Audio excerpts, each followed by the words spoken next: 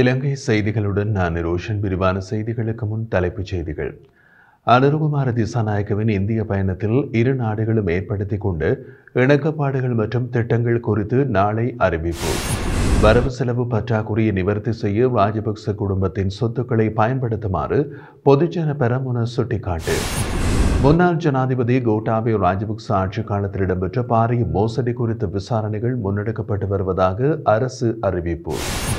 உள்ளூராட்சி மன்ற தேர்தலில் மலையக மாவட்டங்களிலும் களமிறங்குவது குறித்து ஆலோசித்து வருவதாக நாடாளுமன்ற உறுப்பினர் ராமநாதன் அர்ச்சுனா தெரிவிப்பு. எட்கா ஒப்பந்தம் இலங்கைக்கு மிக பெரும் நன்மையாக அமையும் என்று மத்திய வங்கியின் ஆளுநர் நந்தலால் வீரசிங்க சுட்டிக்காட்டு. தொடர்வது விரிவான செய்திகள். ஜனாதிபதி அனுரகுமார திசாநாயக்கவின் இந்திய பயணத்தில் இரு நாடுகளும் ஏற்படுத்திக் கொண்ட இணக்கப்பாடுகள் மற்றும் ஏற்கனவே நடைமுறைப்படுத்தப்பட்டுள்ள திட்டங்கள் மற்றும் எதிர்காலத்தில் நடைமுறைப்படுத்த ஆலோசிக்கப்பட்டுள்ள உத்தேச திட்டங்கள் தொடர்பிலான விசேட அறிவிப்பொன்றை வெளிவிவகார அமைச்சர் விஜித ஹேரத் நாளை வெள்ளிக்கிழமை வெளியிட உள்ளார். வாராந்த அமைச்சரவை முடிவுகளை அறிவிக்கும் ஊடகவியலாளர் சந்திப்பின் போது இன்று வியாழக்கிழமை அரசாங்க தகவல் திணைக்களத்தில் நடைபெற்றிருந்தது. இதன்போது ஜனாதிபதியின் இந்திய பயணம் தொடர்பாக எவ்வித அறிவிப்புகளையும் அரசாங்கம் வெளியிடவில்லை. எட்கா உடன்படிக்கையை செய்து கொள்ள அரசாங்கம் இணங்கியுள்ளதாக செய்திகள் வெளியாகியுள்ளது. இது குறித்து அரசாங்கத்தின் நிலைப்பாடு என்ன என்று ஊடகவியலாளர்கள் கேள்வி எழுப்பினர். இதற்கு பதிலளித்த அமைச்சரவை பேச்சாளரும் அமைச்சருமான நலிந்த ஜெயதீச, ஜனாதிபதியின் இந்திய பயணம் மற்றும் அங்கு பேசப்பட்ட மற்றும் ஏற்படுத்திக் கொள்ளப்பட்ட விடயங்கள் தொடர்பாக வெளிவிவகார அமைச்சர் விஜித ஹேரத் நாளை விசேட அறிவிப்பொன்றை வெளியிட அமைச்சில் விடுக்க உள்ளார் என்றும் குறிப்பிட்டுள்ளார். நாமல் ராஜபக்ச சட்ட பரீட்சையில் மோசடி செய்தமை தொடர்பாக வெளிநாட்டில் இருக்கும் சாட்சி இலங்கைக்கு வரவுள்ளதாக குறிப்பிடப்படுகிறது. ஸ்ரீலங்கா பொதுஜன பெரமுனவின் தேசிய அமைப்பாளரும் பாராளுமன்ற உறுப்பினருமான நாமல் ராஜபக்ச சட்டக் கல்லூரியில் சட்ட பரீட்சைக்கு மோசடியான முறையில் தோற்றியதாக துஷார ஜெயரத்ன என்ற நபர் தெரிவித்திருந்தார். இந்த நிலையில் தற்போது வெளிநாட்டில் இருக்கும் அவர் சம்பந்தப்பட்ட புகாருக்கு சாட்சியாக இலங்கை வரவுள்ளதாக இணையத்தில் காணொலி ஒன்றினை வெளியிட்டுள்ளதுடன் இது தொடர்பாக தகவல்களை அமைச்சர் வசந்த சமரசிங்கவிடம் தாம் வழங்கியுள்ளதாகவும் அனைத்து தகவல்களும் உண்மை என்றும் தெரிவித்தார். அதேவேளை இந்த சம்பவம் தொடர்பில் கடந்த கால அரசாங்கத்தில் முறையிட்டும் அவர்கள் கவனத்தில் கொள்ளவில்லை என்றும் தெரிவித்துள்ளார். இந்த நிலையில் நேற்றைய பாராளுமன்ற அமர்வில் கலந்து கொண்டு உரையாற்றிய நாமல் ராஜபக்ச சட்டக்கல்லூரி இறுதியாண்டு பரீட்சையை பிரத்யேக குளிரூட்டப்பட்ட அறையிலிருந்து எழுதியதாக முன்வைக்கும் குற்றச்சாட்டை சட்டத்தின் முன் நிரூபித்தால் பாராளுமன்ற உறுப்புரிமையை துறப்பேன் எனவும் என் மீது சுமத்தியுள்ள பொய்யான குற்றச்சாட்டுகளை ஹன்சாட் பதவியிலிருந்து நீக்குங்கள் என்றும் சபாநாயகரிடம் வலியுறுத்தியிருந்தமை குறிப்பிடத்தக்கது.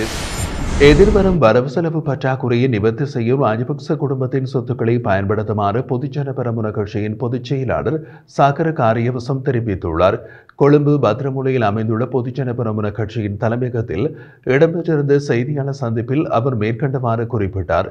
இது தொடர்பாக அவர் மேலும் குறிப்பிடுகையில் தற்போதைய தேசிய மக்கள் சக்தி அரசாங்கம் பதவிக்கு வருவதற்காக ஏராளம் பொய்களை அள்ளி வீசியது. அதில் குறிப்பிடத்தக்கதாக உகாண்டாவில் ராஜபக்சர்களின் பாரிய சொத்துக்கள் பதுக்கி வைக்கப்பட்டுள்ளமையான குற்றச்சாட்டுகளும் முன்வைக்கப்பட்டது. இந்த நிலையில் எதிர்வரும் ஆண்டுக்கான வரவு செலவு திட்ட பற்றாக்குறையை நீக்கிக் கொள்ள உகாண்டாவில் பதுக்கப்பட்டுள்ள தெரிவிக்கப்படும் ராஜபக்ச குடும்பத்தின் சொத்துக்களை மீட்டு அதனை பயன்படுத்திக் கொள்ளுமாறு அந்த அரசாங்கத்திடம் நாங்கள் வேண்டுகோள் விடுக்கின்றோம் என்றும் சாகர காரியவசம் மேலும் தெரிவித்திருந்தார். முன்னாள் ஜனாதிபதி கோட்டாபய ராஜபக்சவின் ஆட்சி காலத்தில் இடம்பெற்ற பாரிய மோசடி குறித்த விசாரணைகள் முன்னெடுக்கப்பட்டு வருவதாக அரசாங்கத்தின் சுகாதார அமைச்சர் நலிந்த ஜெயதீச தெரிவித்தார். நாடாளுமன்றத்தில் நாடாளுமன்ற உறுப்பினர் வௌஃபக்கையும் எழுப்பிய வாய்மொழி கேள்விக்கு பதிலளிக்கும் போது அவர் இதனை குறிப்பிட்டிருந்தார். நோய் தொற்று காலத்தில் ரெபிட் ஆன்டிஜன் சோதனை கருவிகளை கொள்வனவு செய்ததில் இடம்பெற்ற மோசடி குறித்து சுகாதார அமைச்சு விசாரணை நடத்துவதாகவும் இந்த மோசடி குறித்த விவரங்கள் எதிர்காலத்தில் நாடாளுமன்றத்திற்கு அறிவிக்கப்படும் என்றும் கூறினார். இந்த விடயம் தொடர்பாக அமைச்சர் மேலும் தெரிவித்த போது தேசிய மருந்துகள் ஒழுங்குமுறை ஆணையத்தில் பதிவு செய்யப்படாத ஒரு நிறுவனம் ரெபிட் ஆன்டிஜன் சோதனை கருவிகளை வாங்குவதற்கு மிகப்பெரிய தொகையை செலவிட்டுள்ளது. கூடுதலாக இந்த நிறுவனத்திடமிருந்து 2 மில்லியன் ரெபிட் ஆன்டிஜன் சோதனை கருவிகளை வாங்குவதற்கு 2.2 பில்லியன் ரூபாய் மக்கள் பணம் செலவிடப்பட்டுள்ளது. நோய் தொற்று காலத்தில் தடுப்பூசிகள் மற்றும் விரைவான ஆன்டிஜன் சோதனை கருவிகளை கொள்வதற்காக 3.2 பில்லியன் ரூபாய் செலவிடப்பட்டுள்ளது. இதில் 2.2 பில்லியன் ரூபாய் தேசிய மருந்துகள் ஒழுங்குமுறை ஆணையத்தில் பதிவு செய்யப்படாத நிறுவனத்திற்கு செலவிடப்பட்டிருந்ததாகவும் அமைச்சர் குறிப்பிட்டிருந்தார். அரசாங்கத்திற்கு சொந்தமான வர்த்தக ரீதியற்ற நிறுவனங்களை மீளாய்வு செய்வதற்கும் அமைச்சரவை அனுமதி வழங்கியுள்ளது. நேற்று இடம்பெற்றிருந்த அமைச்சரவை கூட்டத்தில் ஜனாதிபதியால் இந்த யோசனை முன்வைக்கப்பட்டது. அத்தியாவசிய பொதுச் சேவைகள் வழங்கல், தேசிய பாதுகாப்பு மற்றும் சட்டம் மற்றும் ஒழுங்கை பாதுகாத்தல், பல்வேறு ஒழுங்குபடுத்தல்களை மேற்கொள்ளல், பண்டங்கள் மற்றும் சேவைகள் வழங்குவதற்குரிய சந்தை நடவடிக்கைகளில் இடையீடு செய்தல், வளங்களை நியாயமாக பகிர்ந்தளித்தல், அனைத்து முகாமைத்துவ மற்றும் சமுதாய நலன்புரிகள் போன்ற முக்கிய பணிகள் அரசுக்கு ஒப்படைக்கப்பட்டுள்ளது. குறித்த பணிகளை நடைமுறைப்படுத்துவதற்காக பாதுகாப்பு மற்றும் போலீஸ் தவிர்த்து 86 திணைக்களங்கள், 25 மாவட்ட செயலகங்கள் மற்றும் 339 பிரதேச செயலகங்கள், அரசுக்கு சொந்தமான 340 தொழில் முயற்சிகள் மற்றும் வர்த்தக ரீதியற்ற 115 நியதி சட்ட நிறுவனங்கள் தற்போது இயங்கி வருகிறது. தேசிய வரவு செலவு திட்டத்தின் கண்காணிப்பின் கீழ் காணப்படுகின்ற வர்த்தக ரீதியற்ற 115 அரசு நியதி சட்ட நிறுவனங்களுக்காக மற்றும் அரசு தொழில் முயற்சி திணைக்களத்தின் கீழ் காணப்படுகின்ற 51 நிறுவனங்களுக்காக 2021ஆம் ஆண்டின் தேசிய வரவு செலவு திட்டத்தின் மூலம் 140 பில்லியன் ரூபாய் ஒதுக்கப்பட்டுள்ளது.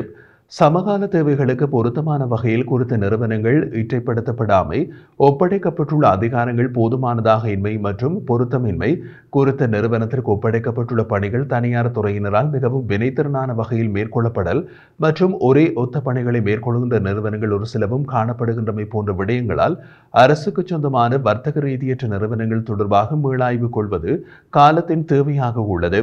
அதற்கமைய அவ்வாறான மீளாய்வை மேற்கொண்டு விதந்துரைகள் அடங்கிய அறிக்கையினை சமர்ப்பிப்பதாக பிரதமரின் செயலாளர் தலைமையில் அதிகாரிகள் குழு ஒன்றை நியமிப்பதற்காக ஜனாதிபதி சமர்ப்பித்த யோசனைக்கு அமைச்சரவை அங்கீகாரம் வழங்கியுள்ளது. எதிர்வரும் உள்ளூராட்சி மன்ற தேர்தலில் மலையக மாவட்டங்களிலும் களமிறங்குவது குறித்து ஆலோசிக்கப்பட்டு வருவதாக நாடாளுமன்ற உறுப்பினர் ராமநாதன் அர்ச்சுனா தெரிவித்திருந்தார். கடந்த நாடாளுமன்ற தேர்தலில் சுயேட்சையாக யாழ் மாவட்டத்தில் போட்டியிட்டு வெற்றி பெற்ற ராமநாதன் அர்ச்சுனா நாடாளுமன்றத்திற்கு தெரிவாகி இருந்தார். தற்போது உள்ளூராட்சி மன்ற தேர்தலில் போட்டியிடுவது குறித்து அவரது அணியினர் ஆலோசித்து வரும் பின்புலத்தில் மலையகத்தில் போட்டியிடுவது குறித்தும் ஆலோசிக்கப்பட்டுள்ளதாக அவர் தமது முகப்புத்தகத்தில் கூறியுள்ளார்.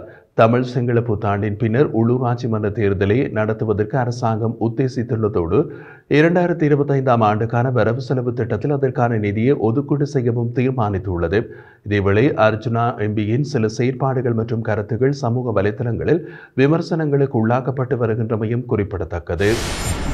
இந்தியா போன்ற உலகின் மிகப்பெரிய பொருளாதார சந்தையை கொண்டிருக்கும் நாட்டுடன் எட்கா ஒப்பந்தத்தை செய்வது இலங்கைக்கு மிகப்பெரிய நன்மையாக அமையும் என்று மத்திய வங்கியின் ஆளுநர் நந்தலால் வீரசிங்க குறிப்பிட்டுள்ளார். மத்திய வங்கியில் பத்திரிகை ஆசிரியர்களை சந்தித்து கலந்துரையாடிய போது மேற்கண்டவாறு குறிப்பிட்ட அவர், இந்தியாவுடனான பொருளாதார வர்த்தக ரீதியான உடன்படிக்கைகள் இலங்கைக்கு பாரிய நன்மை பயக்கும் என்பது எனது நிலைப்பாடு. எனினும் அதன் தொழில்நுட்ப செயற்பாடுகள் தொடர்பாக பேச்சுவார்த்தைகளை நடத்தி தீர்மானிக்க வேண்டும் என்று குறிப்பிட்டார். அவர் மேலும் தெரிவித்த போது, இந்தியா மிகப்பெரிய பொருளாதார சந்தையை கொண்டிருக்கின்ற நாடு. இந்த நிலையில் எட்கா உடன்படிக்கை தொடர்பாக அரசாங்கம் மற்றும் வர்த்தக அமைச்சு தீர்மானிக்க வேண்டும். இந்தியாவுடனான பொருளாதார வர்த்தக உடன்படிக்கையானது நமக்கு நன்மை தருவதாக அமையும் என்பது என்னுடைய தனிப்பட்ட கருத்து என்பதோடு வருடம் தோறும் 7 அல்லது 8 வீதங்களில் பொருளாதார வளர்ச்சியும் காணப்படுகின்றது. எனவே அதுபோன்ற ஒரு மிகப்பெரிய சந்தையை கொண்ட நாட்டுடன் நாம் வர்த்தக தொடர்பை ஏற்படுத்துவது சிறந்ததாகவே அமையும். அதில் எவ்வாறான தொழில்நுட்பங்கள் இடம்பெறும் என்பதை பேசி தீர்மானிக்கலாம்.